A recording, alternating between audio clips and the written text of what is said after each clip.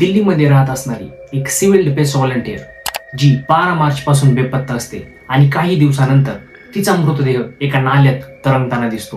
पण त्या मुलीला मारले कोणी, त्यानंतर तिचा मृतदेह या नाल्यात फेकला कोणी, त्याबद्दलची संपूर्ण माहिती देणारा आजचा हा व्हिडिओ।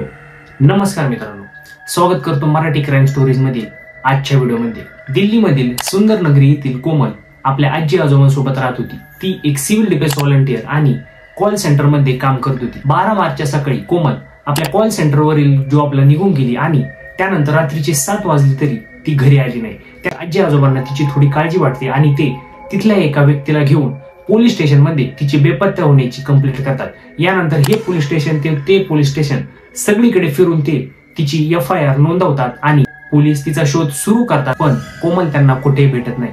त्यानंतर एक बातमी येते की नजफगडच्या एका नाल्यामध्ये एका मुलीचा मृतदेह तरंगताना दिसत आहे। हा मृतदेह कोमलचाच आहे अशी ओळख पटवतात। त्यानंतर कोमलचे घरचे पोलिसांकडे या गुन्हेगारांचा शोध घेण्याची मागणी करतात आणि पोलीसही आपला तपास सुरू करतात। पोलीस कोमल ज्या कॉल सेंटरवर काम करायची तिथे चौकशी करतात आणि त्या चौकशीमध्ये कोमलची एक मैत्रीण, तिच्यासोबत काम करणारी एक मुलगी त्या दिवशीची हकीकत पोलिसांना सांगते। ती पोलिसांना सांगते की 12 मार्चच्या संध्याकाळी मी आणि कोमल एका गाडीमध्ये बसले आणि मी दिलशाद गार्डनला उतरले आणि कोमल पुढे त्याच गाडीमधून पुढे निघून गेली।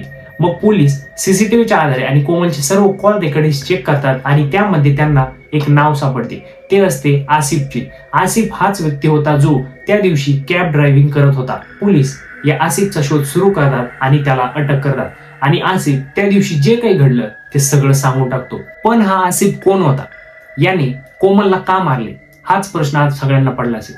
तर आसिफ आणि कोमलचे मागील 5 वर्षांपासून प्रेम संबंध सुरू होते।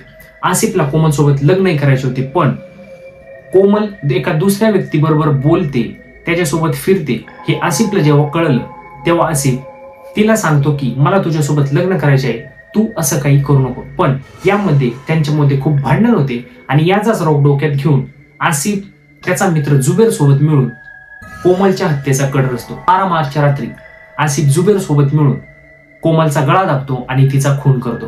यानंतर या खुनाचे पुरावे नष्ट करण्यासाठी तो जुबेर सोबत मिळून तिचे हात पाय बांधतो आणि तिला एका नाल्यात फेकतो आणि तिचा मृतदेह तरंगत वर येऊ नये म्हणून तो तिच्यावर एक दगड सुद्धा बांधतो आणि मगच तिला या नाल्यात फेकून देतो। पण तिचा मृतदेह ज्या दिवशी वर येतो त्या दिवसापासूनच पोलीस आसिफ आणि जुबेरला अटक करतात आणि या दोघांविरोधात आता खटला सुरू आहे।